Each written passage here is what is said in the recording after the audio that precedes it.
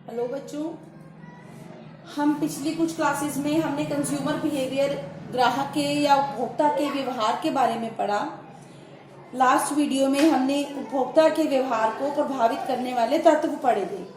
आज हम करेंगे टाइप्स ऑफ कंज्यूमर बिहेवियर, उपभोक्ता व्यवहार के प्रकार। कि जो उपभोक्ता है, जो वस्तुएं खरीदता है या इस्तेमाल करता है, उसको कितनी प्रकार का बिहेवियर होता है, कितने प्रकार के व्यवहार होते हैं।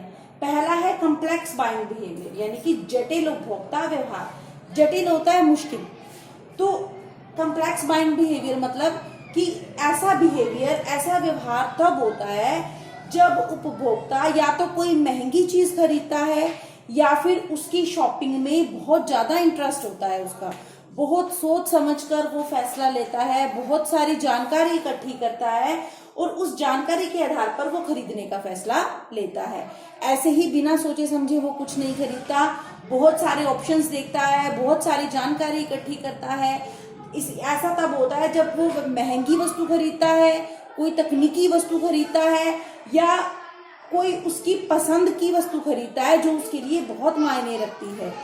जैसे कि अगर आप कोई महंगी गाड़ी खरीद रहे हैं तो ऐसे ही नहीं कि 20 लाख उठाए, 30 लाख उठाए और जाके गाड़ी खरीदना है। वो खरीदने से पहले आप कम से कम 10-15 लोगों से पूछेंगे, गाड़ी के बारे में जानकारी लेंगे, चाहे वो न्यूज़पेपर हो, किसी को फोन करके या कंपनी से पूछताछ करके या इंटरनेट का इस्तेमाल करके। तो इसमें जो उपभोक्ता है वो बहुत सोच विचार करता है, बहुत सारी जानकारी इकट्ठी करता है और उसी के आधार पर वो फैसला लेता है। बिना सोचे समझे वो कुछ नहीं करता। या बहुत सारे ऑप्शंस लेता है, गाड़ियों के बहुत सारे ऑप्शंस। या अगर किसी की खुद की शादी है, वो अपनी शादी की ड्रेस लेना चाहते हैं, तो वो ऐसे नहीं कि एक ड्रेस देखी और खरीद लिया। कम से कम 20-30 ड्रेसेस देखेंगे, बहुत सारे ऑप्शन देखेंगे, उसके बाद वो उसका चुनाव करते हैं। तो इसको बोलते हैं कॉम्प्लेक्स बाइंग बिहेवियर, जटिल व्यवहार। कि उपभोक्ता बहुत सोच विचार करके व्यवहार करता है, बहुत सोच विचार करके वस्तु खरीदता है। आगे है dissonance reducing behaviour. Dissonance reducing buying behaviour क्या होता है? मतभेद कम करने वाला व्यवहार।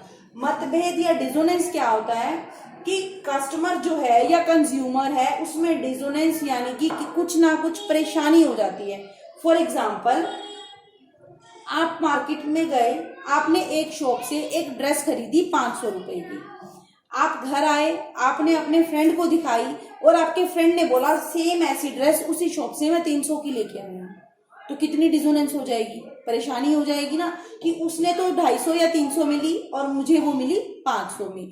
या उससे बहुत अच्छी ड्रेस उसने 300 या 500 में ली, तो क्या हो जाती है, ग्राहक को मतभेद हो जाता है, उसके दिमाग में परेशानी, डिसोनेंस हो जाती है। तो इस टाइम पे रिटेलर को क्या करना चाहिए कि ग्राहक की, कस्टमर की जो डिसोनेंस है उसको रिड्यूस यानी कि कम करने की कोशिश करनी चाहिए। ऐसा होता है कि अगर आप रिटेलर के पास कुछ कंप्लेंट लेके गए तो वो क्या बोलता है, अगर आप ऐसा बोलते हो कि दूसरा तो सस्ता दे रहा है तो वो क्या बोलते हैं, उसकी तो क्वालिटी सही नहीं है, हमारा कंपनी का है, अपनी वस्तु के बारे में क्वालिटीज बताते हैं और ग्राहक को संतुष्ट करने की कोशिश करते हैं। तो ऐसे केस में क्या कि रिटेलर जो है वो रीजन बताता है कि प्राइस में डिफरेंस क्यों है, क्वालिटी में अंतर क्यों है। रीजन बताकर ग्राहक की डिसोनेंस या ग्राहक का मतभेद या उसकी परेशानी कम करने की कोशिश करता है और शॉपकीपर को ये डिसोनेंस कम करने की कोशिश करनी चाहिए। नेक्स्ट है वैरायटी सीकिंग बाइंग बिहेवियर, विविधता ढूंढना। वैरायटी सीकिंग क्या होता है कि इसमें जो कस्टमर है, कंज्यूमर है, वो उसको हर बार अलग वैरायटी की वस्तु चाहिए होती है, वो एक ही वस्तु नहीं खरीदता। जैसे कि मान लो आप बिस्किट्स हैं, चॉकलेट्स हैं या कुछ खाने की चीज है, ऐसा तो नहीं है ना कि आप हमेशा एक ही तरह के बिस्किट खाएंगे, एक ही तरह का नमकीन खाएंगे। आपको वैरायटी चाहिए होती है, कभी कुरकुरे खाने हैं, कभी चिप्स खाने हैं, कभी सिंपल भुजिया खानी है या बिस्किट्स हैं, कभी क्रीम बिस्किट लेंगे, कभी पार्ले जी लेंगे, कभी कोई बिस्किट लेंगे। तो हम हर बार अलग अलग वैरायटी सीख करते हैं, नई नई विविधता ढूंढते हैं, अलग प्रकार की चीजें लेते हैं। तो इस केस में कस्टमर वो वस्तु खरीदेगा जो उसको अट्रैक्ट करेगी। तो ऐसे में क्या करना चाहिए, हमें कस्टमर को बहुत सारी वैरायटी की वस्तुएं दिखानी चाहिए जिससे कि कस्टमर उसी के अनुसार वस्तुओं का चुनाव करे। वो एक फिक्स वस्तु नहीं ढूंढता बल्कि अलग अलग प्रकार की वस्तुएं ट्राई करता है। नेक्स्ट है हैबिचुअल बाइंग बिहेवियर, अभ्यस्त व्यवहार। इसमें जो कस्टमर है, कंज्यूमर है, उसे एक चीज की हैबिट हो जाती है, आदत हो जाती है, वो किसी चीज के अभ्यस्त हो जाता है और वो वही वस्तु ही खरीदेगा। ऐसा अधिकतर कब होता है?